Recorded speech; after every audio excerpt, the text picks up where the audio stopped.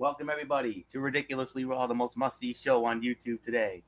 Hi, how are you? Nice to see you. Anthony Florio here for another edition of Ridiculously Raw. And get ready, folks. The busiest week of the year.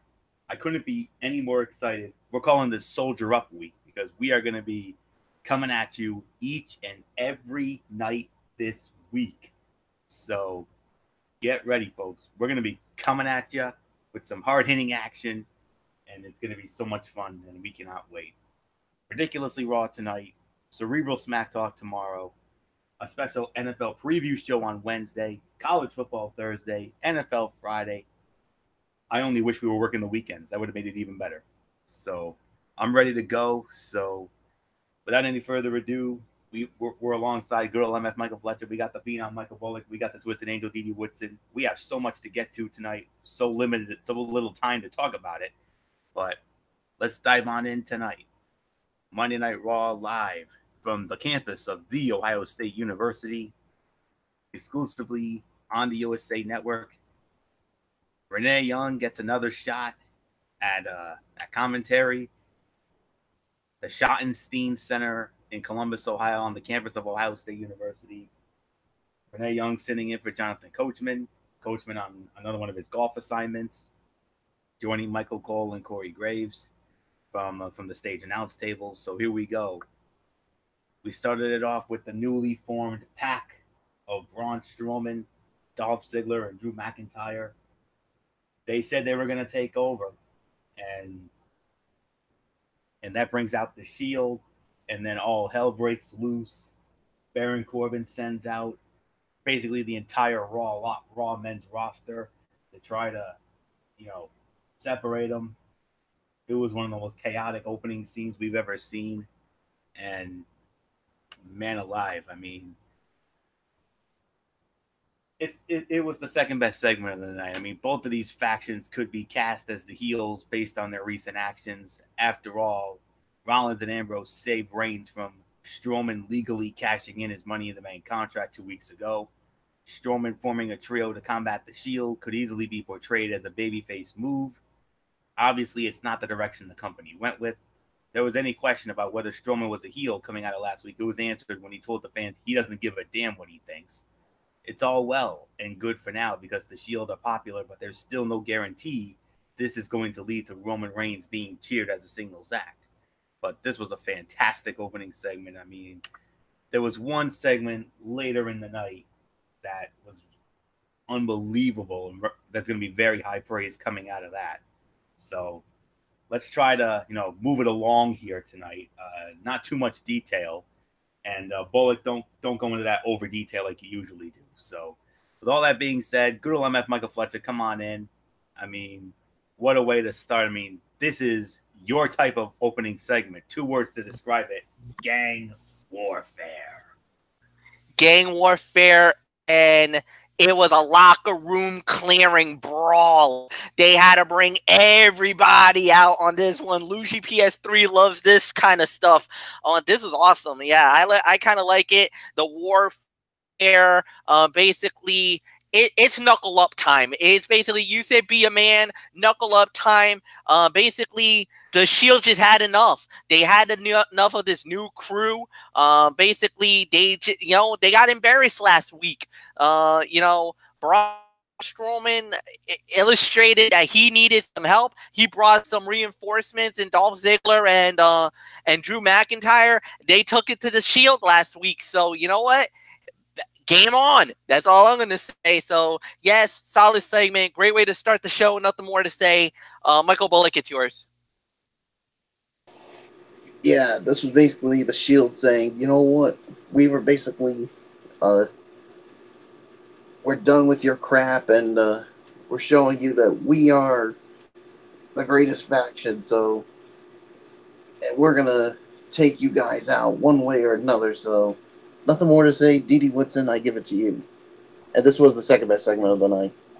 Yeah, it was the second best segment of the night. And I agree. It was a very hot segment to start the show with. So, not going to say much more. Let's move on. And we move on to the in-ring return.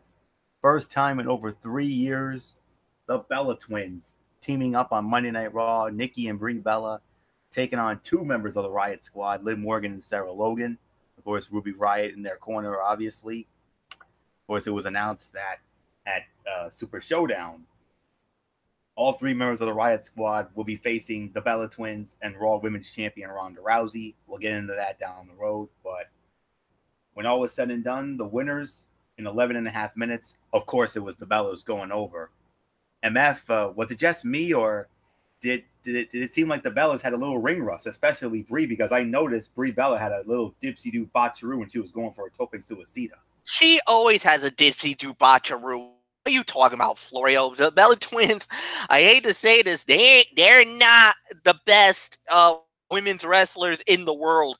They think they are, but they're nowhere close. So, no, this is why a lot of people say, oh, this is the bathroom break. Everybody go take a you-know-what, a number one or a number two. You're not going to miss much when the Bellas are performing. So, no, that's criticism that they get year in and year out, and even still, they get a lot of it. So, no, it's not because of ring rust. It's just they're not good. Let's be realistic here. So, but for the effort, I'll give them 2 stars. I'm not gonna go any more further because I probably already fired up the Bella base. Sorry, but my thoughts. Bullock, it's yours. Well, first I got to give it 2 stars as well. I do agree, but let's face it. I think it was ring rust because the thing is they haven't wrestled together, in 3 years. For Nikki, she hasn't wrestled in almost I think a year and a half, because last time she wrestled was at WrestleMania WrestleMania 33 with John Cena. And for Brie, the last time she wrestled was at WrestleMania 32, so yeah, there is some ring rust. We know the criticism of the Bellas, but I thought they looked fine. And let's just say for Brie, this is a little tune-up for her, because we all know on SmackDown Live she's going to be teaming with her husband Daniel Bryan to take on the Miz and Maryse.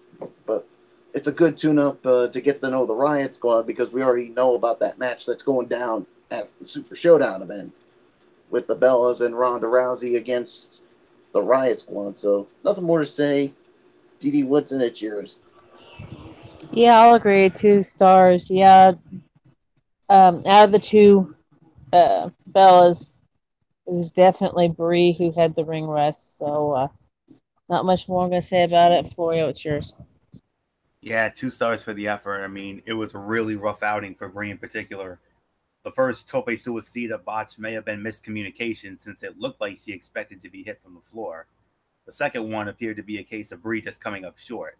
Mistakes happen, and I'm admittedly guilty of playing Captain Hindsight here, but even the length of the match felt like it was a bit much for the Bellas after their long layoffs. So I agree with that. I'll give it 2 stars, and that's all I can say. So we move on, and okay, now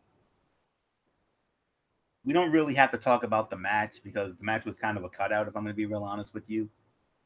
The Ascension in action against a newly formed tag team of Bobby Roode and Chad Gable. And Bobby Roode and Chad Gable won the match in 4 minutes and 55 seconds. I'll tell you what. There may not be much chemistry between Roode and Gable, but I honestly thought Chad Gable looked really good tonight. I've been very high on this young man. I'll admit it. Back when he was on SmackDown Live, when we did Cerebral Smack Talk, I said that he was improving leaps and bounds, and I thought he looked really good here tonight. And I just feel bad for the Ascension. A few years ago, they were the most dominant tag team in NXT history, and now they're basically jobbers now. They've been jobbers for 2-3 years now. Jobbers to the stars. So, but it's going to be interesting. I mean, Bobby Roode and Chad Gable.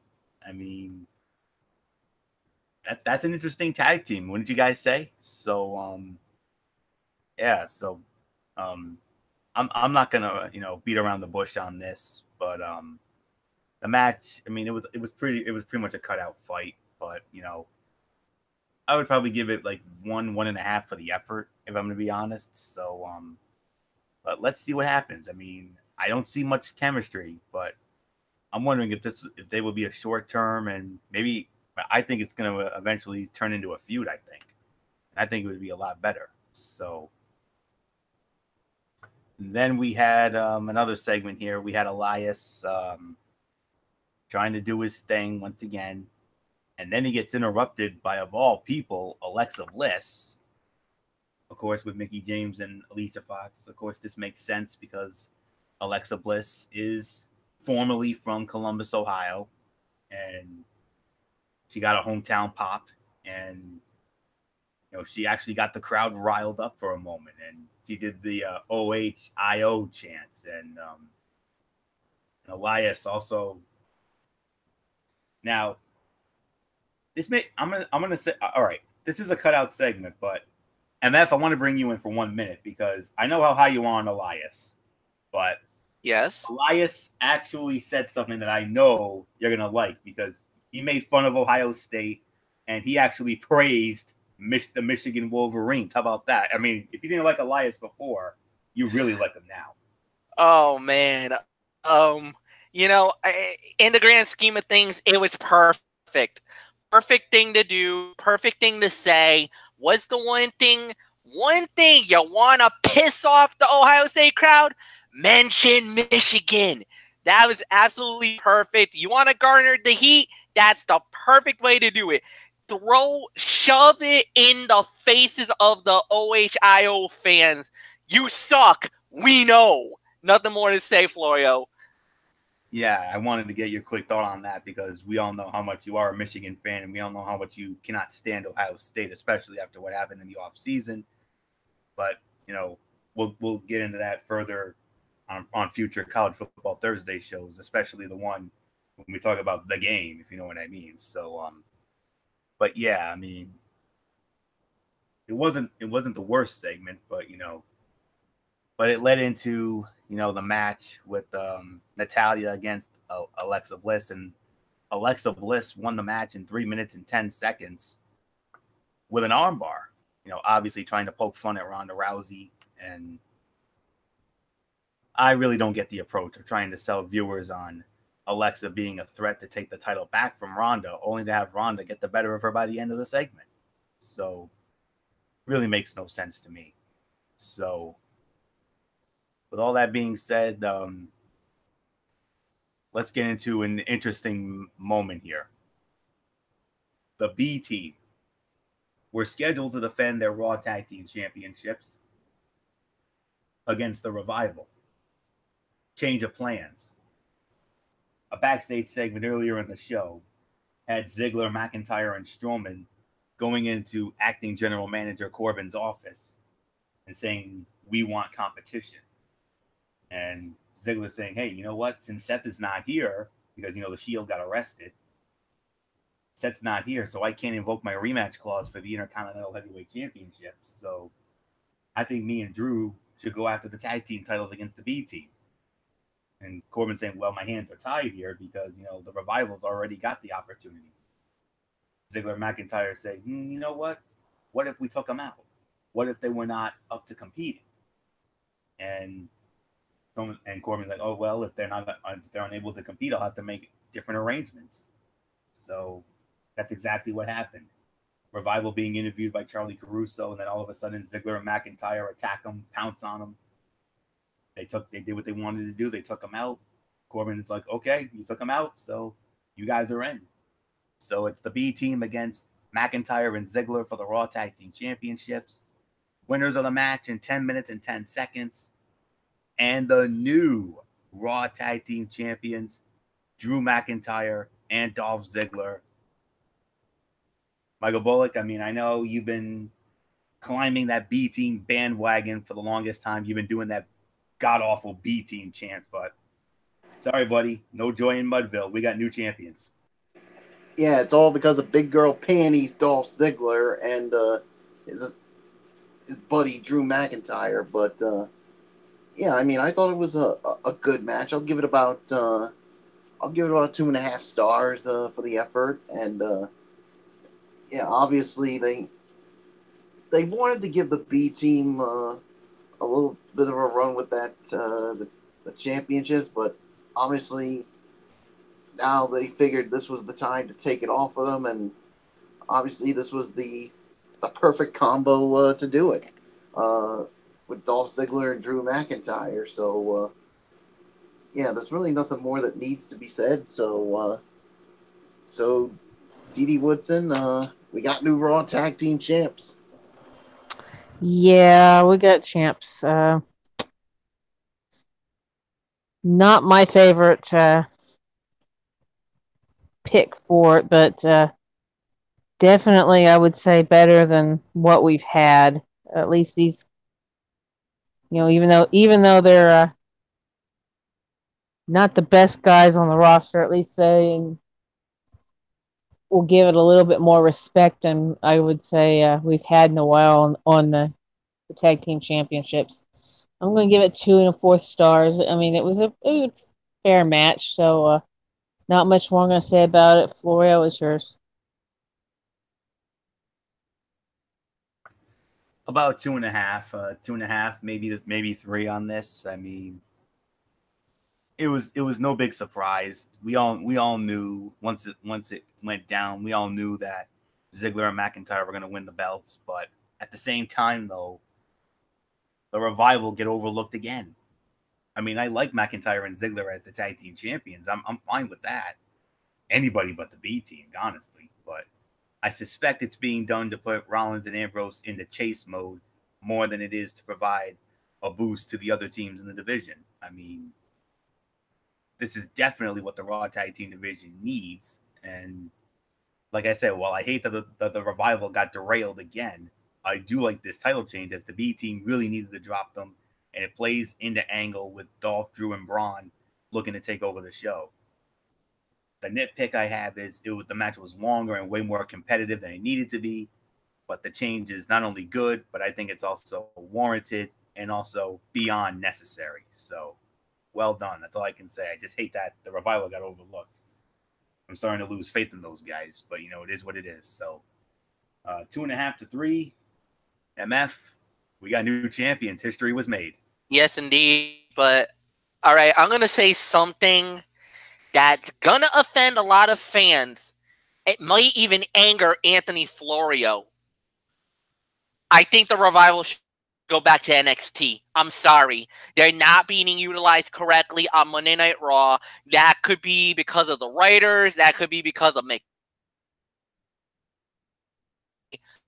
Has to go back to NXT. I'm sorry, they gotta go. There's a few people that I feel that needs to go back to NXT. And the Revival is one of them.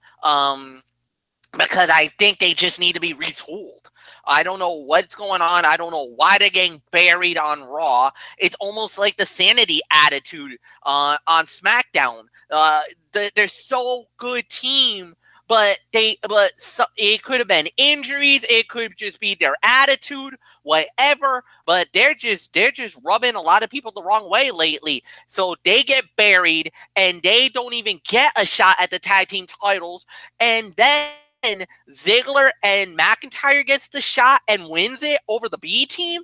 I mean, talk about what a joke the Monday Night Raw tag team division has become. I'm sorry. Now basically you just solidified yourselves by basically making just the rivalry itself, the storyline, focused on basically the 6 main men that you've been talking about with the Universal title, and now the tag team titles are going to be between these 6 men. So obviously that's the way they want to go. Fine. Necessary, good move, but it buries the tag team division as a whole. I'm sorry. Does McIntyre and Ziggler truly deserve the tag team rub? I don't think so. I think they're more better off where they were right now. This did not need to have the tag team titles involved, in my eyes. It doesn't. It's fine on its own. With its own merits, its own storyline. What was going on was good. Why did you have to bring the tag team titles along with it? Why? I think that's questionable booking by Monday Night Raw. My thoughts alone. 2.5 to 3, 2.5 stars. Florio, go. Yeah, you're absolutely right, MF. I mean, our tag team division is a joke, unlike SmackDown Live. I mean, their tag team division is far better. And I'm sure tomorrow night when the Usos, Sanity, and the other team involved is going to put on a hell of a show. So, here's the thing, guys. Here's the thing. Quick take. I don't think it's all the Revival's fault. I mean, I think it's the writers that are making the Revival look bad. I mean, but the Revival. But wait, just a moment. Let me rebuttal. The only reason why I say that was because both members of the Revival, once they both got monster pushes, got hurt. So it was like they unfortunately, whenever a person gets hurt, WWE kind of loses faith in that said person. Look what happened with Big Cass. Big Cass was going to get a monster push, a shot to the moon, and then he literally got hurt, basically, and that literally derailed his career. Other wrestlers who's had injuries has had their careers derailed more than anything else. Fair enough. So, excuse me. So, with all that being said, let's just move on. And all right, this Monday Night Raw may not have been the greatest show. I'll openly admit it, but it was most certainly a newsworthy show. And with new champions in Ziggler and McIntyre, we have another newsworthy moment. Drake Maverick, formerly Rockstar Spud, general manager of 205 Live, has now aligned himself with the AOP. I loved it. A great little squash. They squashed these ham and eggers in 30 seconds. And honestly, AOP really needed a mouthpiece. I mean, they haven't had one since they got called up to the main roster, and Paul Ellering decided to basically go into retirement because he couldn't handle the full-time WWE schedule at his age. I mean, not gonna knock him for that. I certainly understand that. They really needed a mouthpiece, and they got the right guy. We all know, MFDD and I know, from watching Impact Wrestling, we all know how great a mouthpiece and how great a talker Drake Maverick, Rockstar Spud is. So he's awesome, and being so small, he makes the AOP look even bigger. So watch out for the AOP. Who knows? Maybe that's a shot in the arm for our tag team division that we really, really need. Okay. Are you guys ready for this? Oh boy. This segment. I'm just going to say it like this.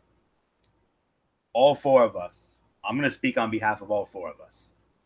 This is not only going down as the segment of the night here, but I think this is the segment of the year for 2018. But then again, you might want to consider the women's pay-per-view announcement in that department, but this is right up there as well. We already knew Shawn Michaels was going to be there. Shawn Michaels comes out, gives his thoughts about the Super Showdown, Triple H and The Undertaker. Well, another guest came to the dinner table here tonight. Michael Bullock actually reported this to me via Messenger about a week ago. He read a dirt sheet on PW Insider saying that there was a chance that there was a rumor going around that The Undertaker was going to show up on this show tonight. Well, guess what? Gong! The rumor was true.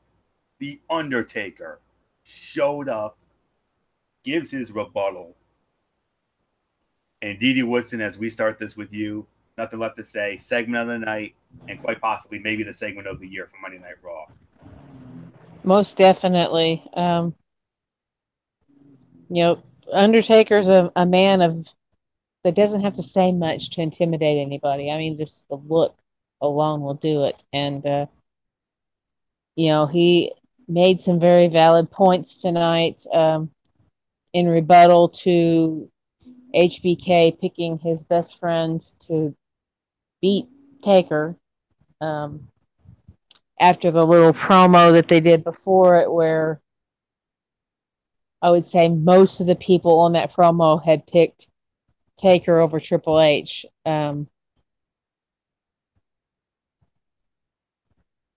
Looking at HBK, there you couldn't see any fear in him, but I think in the back of his mind, maybe there was a little bit, but I don't know. It was still an awesome segment, very well done. Applaud WWE for that, because this is probably the best thing on the whole show tonight. So, not much more I'm going to say about it. Floyo, what's yours? You're absolutely right, Didi. I mean, I couldn't agree with you more. Segment or match, this was far and away the highlight of Monday Night Raw tonight. Better than any other segment, better than any match on this show tonight. Amazing. The delivery was very good. I loved how they played off of their past. And man alive, I mean, it was this was awesome. I mean, goosebumps. That's all I can say. And Michael Bullock and I had a late Raw chat. I mean, Bullock and I, Bullock had plans earlier in the day, and what a time for Bullock to come in for our late abbreviated Raw chat tonight. I mean, to see his man do it, but it seemed like it was going to be a pretty tame HBK appearance initially, but then Taker comes out. They stole the show with their verbal exchange. I mean, this will definitely create a ton of buzz over the possibility of Taker and HBK maybe one more time. Let the speculation begin. And nothing about this was a hint that you'll get the Taker Sting match everybody so desperately wanted to see. But it's not about that. This was about HBK and The Undertaker. I mean, and Bullock, before anything else, when we get to Bullock, Bullock's going to let you know about another rumor that he heard. And I want to make sure that MF and Didi hear this, because he already told me what that rumor is. So Bullock, wait your turn for a minute, because we still have to hear what MF has to say on it. And quite frankly, I can't wait to hear what MF has to say about this, because this is right up our alley. I mean, this was a classic Taker HBK segment. It gave us goosebumps. It gave us chills. Got the adrenaline pumping. I mean, I was ready to, I was getting a little snoozy, but then you hear that gong, and then, okay, I'm ready. And then the big pop and the whole 9 yards. And MF, when The Undertaker brings up the lights, what do you say? You know how to do it. Yeah, let there be light, and there was some fireworks along with it too. This was excellent. This was amazing. Segment of the night. Yes, the Raw segment of the year for 2018. It was so nostalgic. It was like the old school WWF or the Attitude Era, whatever you want to call it. We were a kid again. We were back to those kind of days again, and thank you WWE for giving us that magical moment. It was amazing. It doesn't matter what it is. Anytime Shawn Michaels and The Undertaker are in the same ring together, it's magic. If Triple H was there, oh my God, it would have been like, it would be the greatest segment in Raw history. But no, it was amazing. It was awesome. It was what it needed it to be. It got the fans excited for the Super Showdown in Australia now more than ever before. They booked it. They're booking this like a WrestleMania-esque type matchup. They don't need to do this if they wanted to.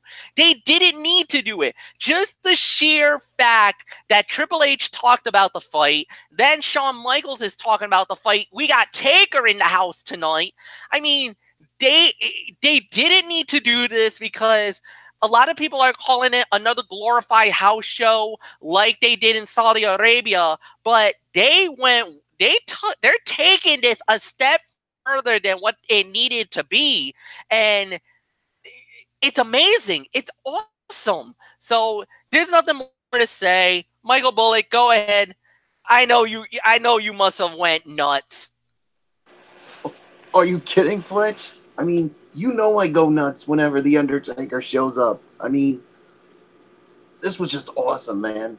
I mean, like you said, guys, segment of the night, and as far as I'm concerned, and I'm sure everyone will agree, the Raw segment of the year. I mean, just seeing these two in the same ring, Shawn Michaels and The Undertaker, it was like gold. And I think we all can agree, we all were like kids again, seeing two of the greatest of all time in the same ring, hyping up this big matchup with Triple H and The Undertaker at the Super Showdown. I mean, Fletch is right. They didn't have to go down this route, but they're doing it. And I mean, you got so many other matches that are going to be going down at the Super Showdown event, but this is the one match that everybody is talking about. I mean, you even heard last week the Hall of Famers and legends talking about this matchup. These two going at it one more time. I mean, and for those people who are looking to get the WWE Network or wanting to get it, I mean, what's the thing you always say, Fletch, when after a segment or when it comes to a big match? What do you always say? Shut up and take my money? Yeah, I'm pretty sure that's what people are saying. Shut up and take my money, damn it. I mean, the hype around this is just awesome. I cannot wait. October 6th, these two going at it one more time. And there's a certain rumor I heard. I mean, Florio, you heard me telling you this. Fletcher and Didi, you're hearing this for the first time. I heard a certain rumor, I don't know if this is true, that they may have Shawn Michaels be the special guest referee for the match. There are rumors about him getting involved in some kind of way. I mean, if they do that, this would be like end of an era 2.0. I mean, Anthony, do you have a quick thought on it?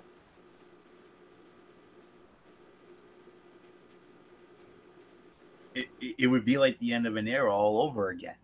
I mean, that's basically what it would be. I mean, what else is there to say? Fletch, quick thought from you? If it goes down like that, I think Triple H wins.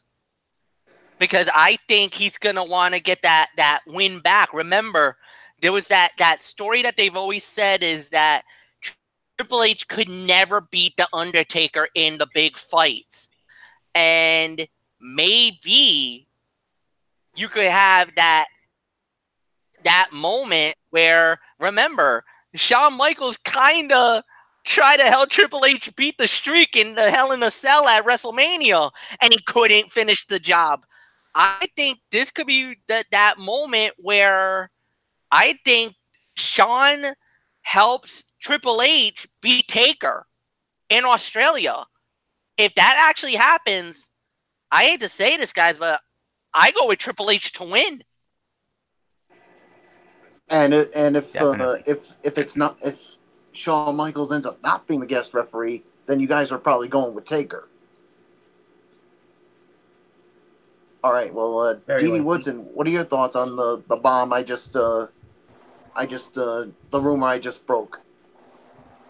Hey, if it happens, great. I mean, you have the little mini DX reunion again. I don't know if it failed the first time Shawn Michaels helping Triple H. I don't know if that's going to succeed. with them if they tried it again. It could, because Taker has had a couple of major pay-per-views where he has not come off as the winner in the end. But I mean, you have to look at it this way: they're both in the best shape of their life right now. But out of the two of them, Hunter has had more matches lately and has actually,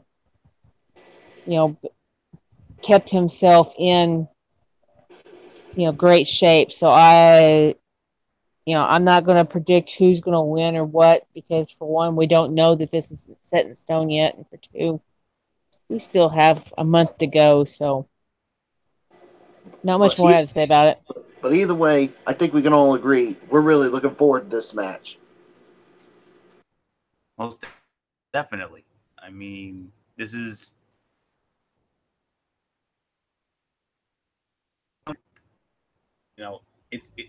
it's looking like a solid card. I mean, you got this matchup here, and then you have The Miz against Daniel Bryan, which is being billed as the number one contenders match for the WWE Championship. So there's that. And then you got a home country boy coming home, Buddy Murphy from Australia. He's going to be challenging Cedric Alexander for the Cruiserweight Championship. I feel bad for Cedric. He's going to get the Cena treat. He's going to get the Cena and Roman treatment that night. And you got Ronda Rousey and the Bellas against the Riot Squad, and Cena and Lashley against Elias and Owens. I mean, Shield. They're going up against McIntyre, Ziggler, and Strowman. Is that correct, Bullock? Is that what you heard? Yeah, it's going to be the Shield against Strowman, Ziggler, and McIntyre. Okay, so I just wanted to be 100% sure on that. So, yeah, but no doubt about it, this was indeed the segment of the night. This stole the show. Wow, that's all I can say there. So, then we move on to a women's tag team match.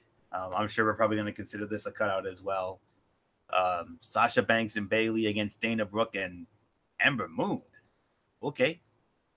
Sasha Banks and Bayley win the match 5 minutes and 45 seconds. Titus and Apollo were bickering on the outside, and Dana Brooke says, "I've had it with both of you. I'm done." And it looks like Dana Brooke is no longer a member of Titus Worldwide. She's going to be her own woman, and I'm sure that's going to make MF a very happy man, because we all know how much MF loves Dana Brooke. And just hearing that Dana Brooke's going to be her own woman now, I know that's going to make MF very happy to see, because I know he's going to enjoy that. So, but yeah, so what does that mean for Titus Worldwide? I don't know. Then we move on. We go from a segment, not only a segment of the night, but a segment of the year candidate, if not the segment of the year, to the exact opposite. And who had his fingerprints all over this? None other than acting general manager Corbin. Ew. He orders Bobby Lashley to participate in a special in-ring meditation with Jinder Mahal. Shanti. Oh. No comment. Moving on. Then we have the main event. Main event of the evening. It was originally scheduled to be Finn Balor against said acting general manager Corbin, but you remember I said earlier in the night Braun Strowman was looking for competition. Well, Braun Strowman, you got your competition against none other than Finn Balor, and Braun Strowman wins the match 11.5 minutes. I would say probably by default the fight of the night, solid 3 stars. I mean, fine match. It was almost like the match they had a few months ago. Strowman, the big bad monster. He's now that monster badass heel again. And Finn Balor, being an underdog, basically in a 3-on-1 handicap match because Ziggler and McIntyre, your new Raw tag champs, were out there as well, and he nearly overcame all the odds. But no, Strowman and them were just too much. And then the Shield come back. They got released from jail, and all hell breaks loose again. But this time, Strowman, Ziggler, and McIntyre had help in the form of pretty much all the heels of Monday Night Raw, including Kevin Owens. I mean, Kevin Owens, he showed up during that awful Lashley Mahal segment. So,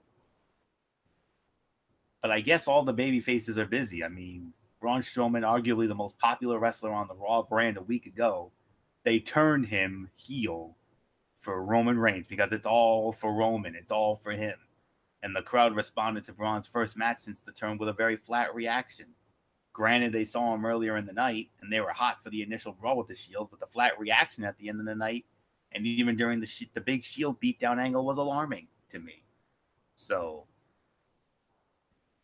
a flat way to close out what was a flat show. I mean, this was the Baron Corbin Constable acting general manager show we were expecting a week ago, but they actually surprised the hell out of us last week because, Seth Rollins and Kevin Owens gave us a damn near 5-star classic. You had a surprise appearance from Trish Stratus and some other things that made that show fun, but this week, not so much. I mean, the only thing that really saved this show tonight was Shawn Michaels and The Undertaker. That's all there is to say on that. So, MF, your thoughts on the main event and everything that transpired? Yeah, pretty much everything that you just said was basically to the T. I mean, it was a good segment, no doubt about it. The Shield came back, got out of the jail after being charged with inciting a riot. I think there was also inciting a riot, disorderly conduct, and there was some other stuff, all misdemeanor stuff. Got out on their own reconnaissance, and it was a good way to end the show. Obviously they want to make sympathetic figures for. They want to make the Shield sympathetic, so that's why they had them get destroyed by all the heels of Monday Night Raw.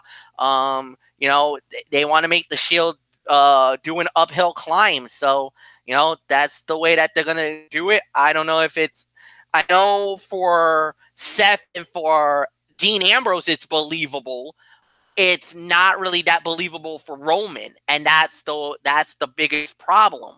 Some fans kind of don't feel sympathy for Roman Reigns, where you do that to Seth Rollins, people are pissed.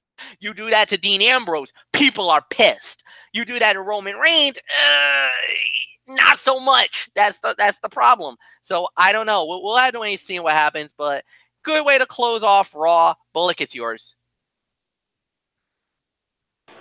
Yeah, I mean, I thought it was an all right main event, but it was another crazy, chaotic scene after that with the Shield returning and basically getting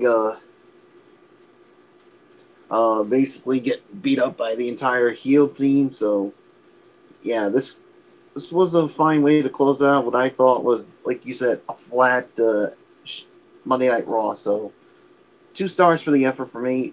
Dee, what's in it yours? Yeah, it was a good way to end Raw tonight.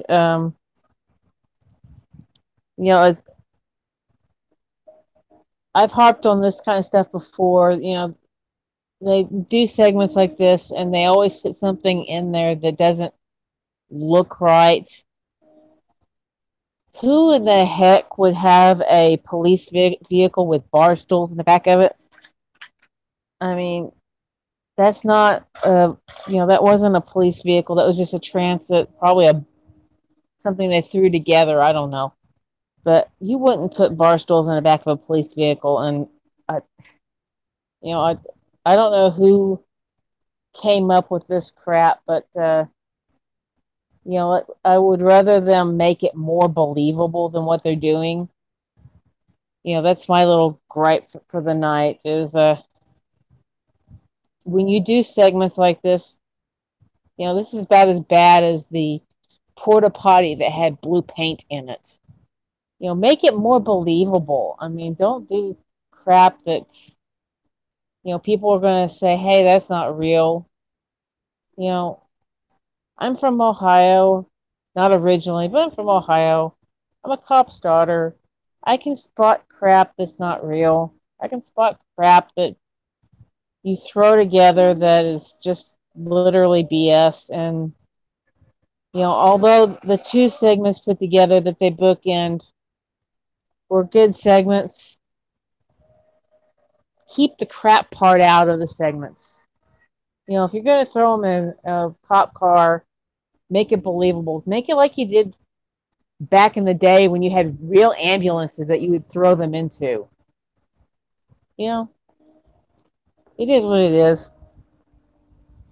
Just go on. And now we'll give our overall thoughts on this Labor Day edition of Monday Night Raw. And MF we'll start it off with you here. 6 out of 10, and the only reason why I'm giving a 6 out of 10 is mainly because of Undertaker and Shawn Michaels.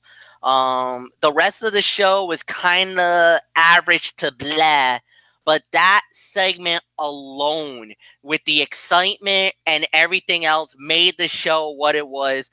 It made it a passable show. That's the big thing that's coming out of the water cooler tonight. That's the biggest thing that everybody's going to be talking about, especially leading up to SmackDown Live tomorrow, is Taker and Michaels and that epic segment. Other than that, not much to talk about on this Monday Night Raw. So 6 out of 10 is my rating. Michael Bullock, I give it to you. Yeah, I'm going to give it 6 out of 10 as well. I mean, I agree with Fletch. I mean, and the only reason why is it's because of Shawn Michaels and The Undertaker. I mean, everything else was just pretty much bleh. So, yeah, nothing more to say. 6 out of 10. Dee, what's it yours? Yeah, I'll go with the 6 out of 10. Yeah, you know, we did have a few storyline based stuff in here. You know, Corbin still sucks as a GM. You have the unbelievable police thing. I agree with Fletch. You have guys that need to go back to NXT, and even some that have said that they're willing to go back to NXT, which would be Michael Bennett. So, hey, not much more I have to say about it. If you want to watch the show, you can skip everything and just go to that one segment, and you'll have it pretty much made. Or just watch all the segments except for gender, and you'll have it made.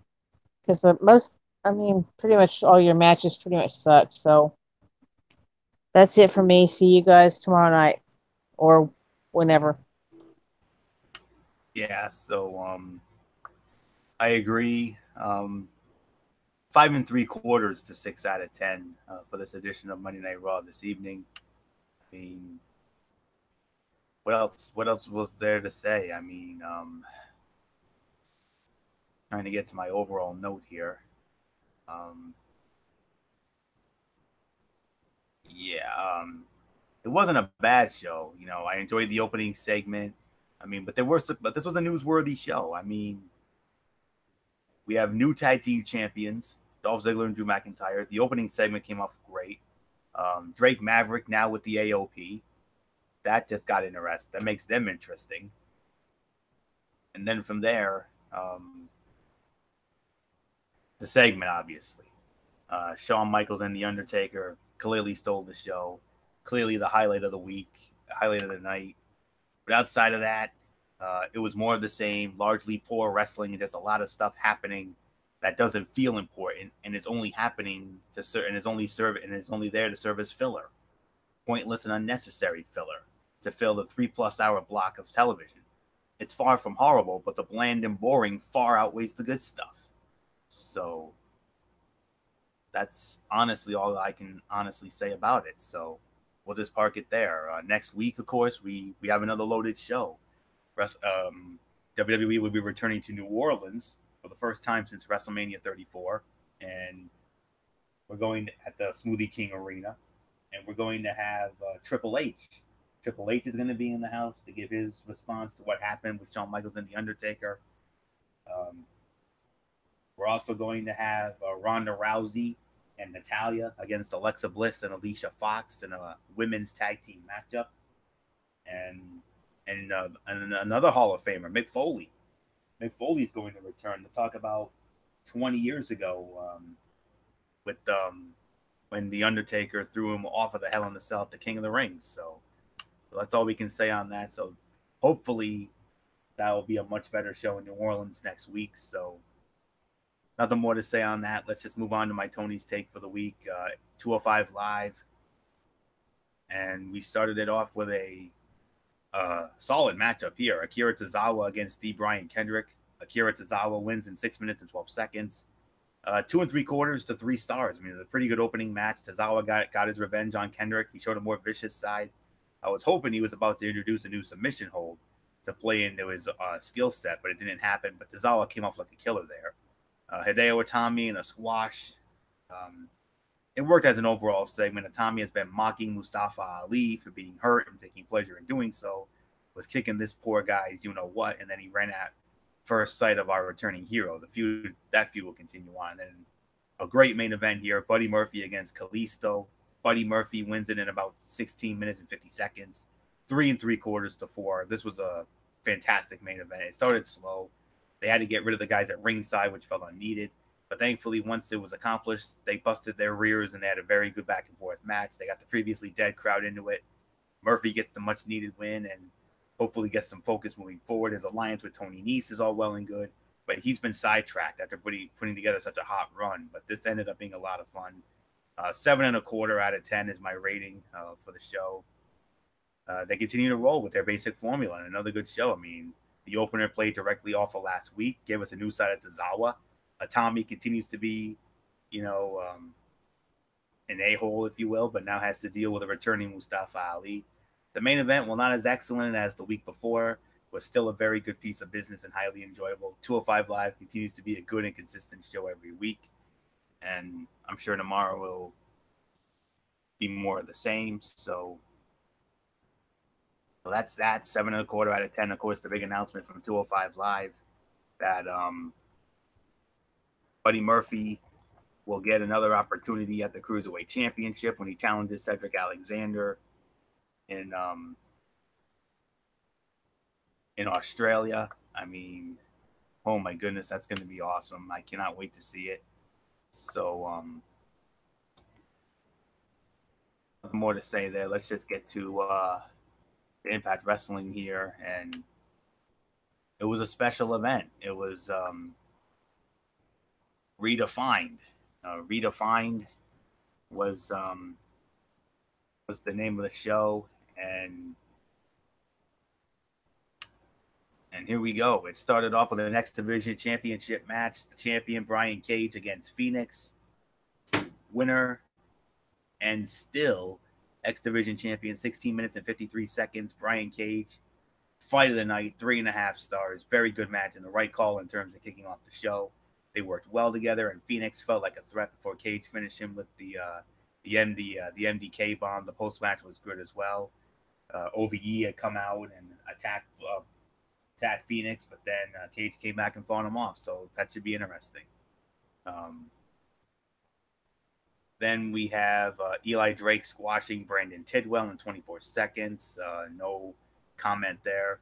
Let's get to the triple threat match for the Knockouts Championship. Su Yung, the champion, defending against both Ali and Tessa Blanchard. Winner of the match in 6.5 minutes. And the new Knockouts champion, Tessa Blanchard. 2.5 stars. It was rushed and a bit clunky, but it was solid overall. They needed more time and a better built finish. Su Young's run was uneventful. Tessa has more potential as a heel champion in the long run. They definitely made the right call there. I wish it would have been more decisive. She won with a roll-up, but, it is what it is. So, Rich Swann against Petey Williams. Rich Swann wins 10 minutes and 20 seconds.